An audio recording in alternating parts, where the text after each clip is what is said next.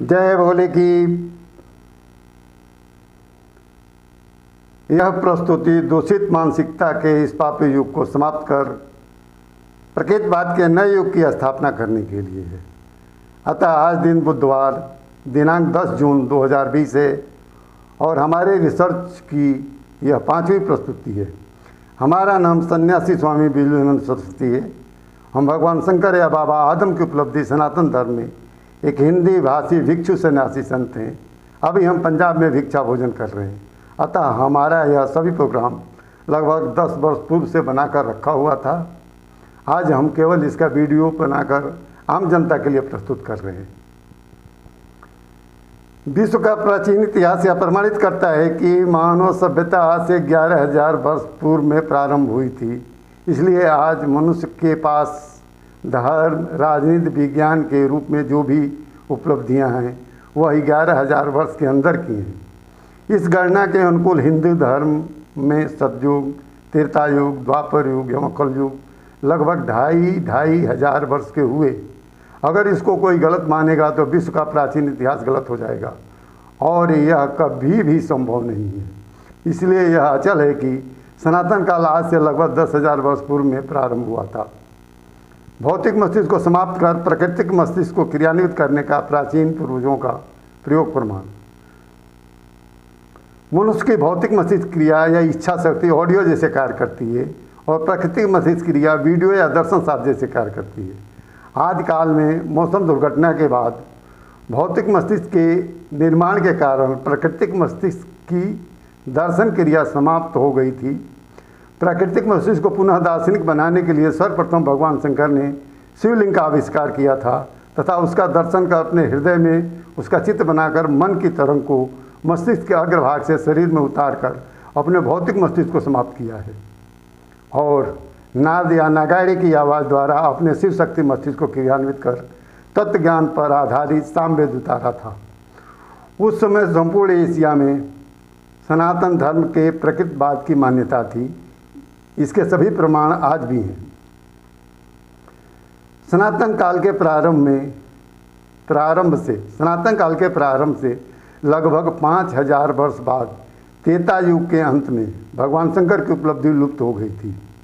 इससे मानव जीवन में प्रकृतवाद का अंधेरा होने लगा था। मनुष्य को पुनः प्रकृतवाद के उजाले में लाने के लिए भगवान शंकर या बाबा आदम की नकल कर अरब देश में मक्का के हजरत इब्राहिम ने ये गोल पत्थर को एक जगह पर रखकर उसका नाम काबा रखा तथा उसके दर्शन से अपने हृदय में चित्त बनाकर मन के तरंग को मस्तिष्क के अग्रभाग से शरीर में उतारकर अपने भौतिक मस्तिष्क को समाप्त किया है और अपने प्राकृतिक मस्तिष्क द्वारा कुरान पाक उतारना प्रारंभ किया था।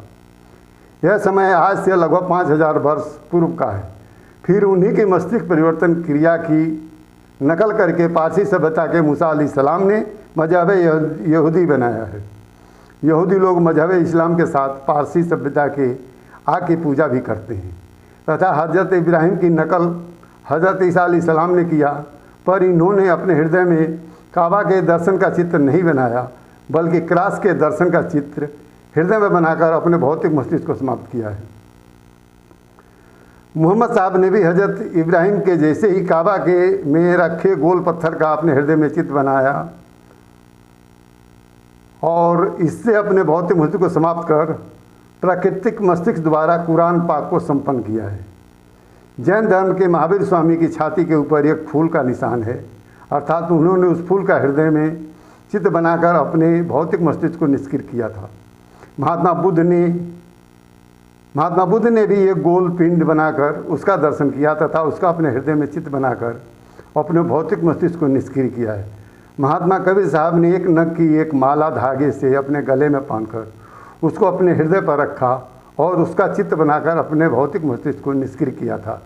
रजनीश ने कुंडली व्यायाम द्वारा अपने भौतिक मस्तिष्क को निष्क्रिय किया है।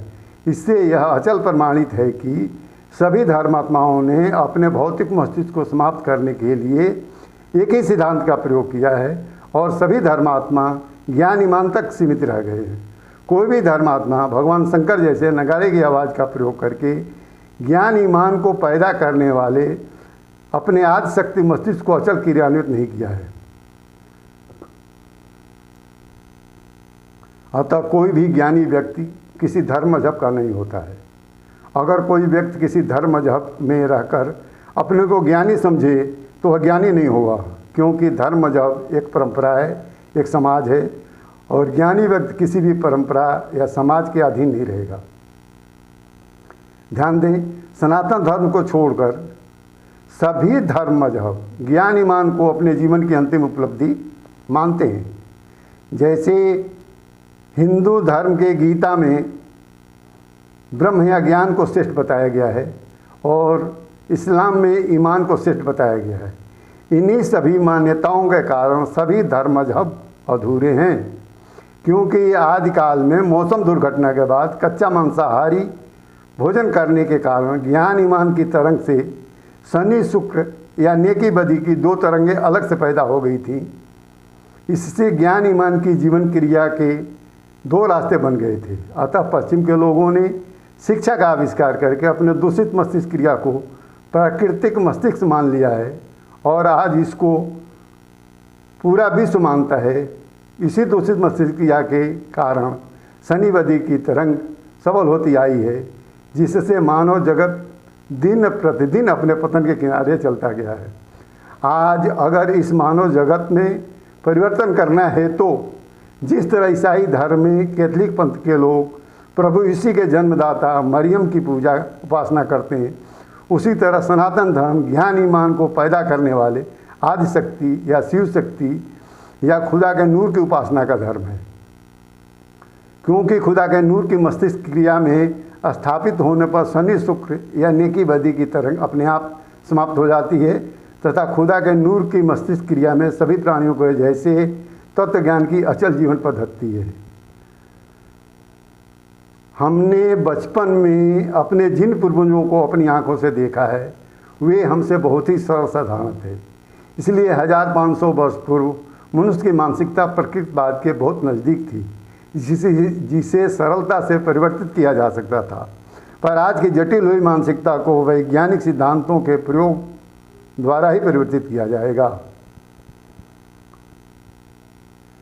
यह रिसर्च उपलब्धि संपूर्ण मानव जगत की अमानत है, इसलिए हमने इसके प्रयोगशाला को भारत सरकार के सहयोग से प्रमाणित करने का प्रयास किया था, पर हम सफल नहीं हुए।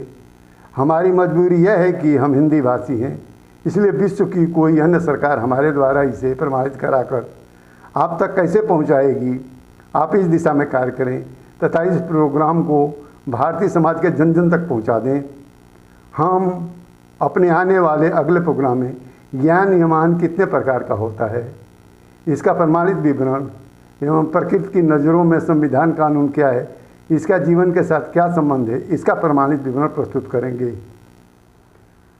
अंत में फिर हम कहेंगे कि आओ पूरब वापस लौट चलो। जय भोले की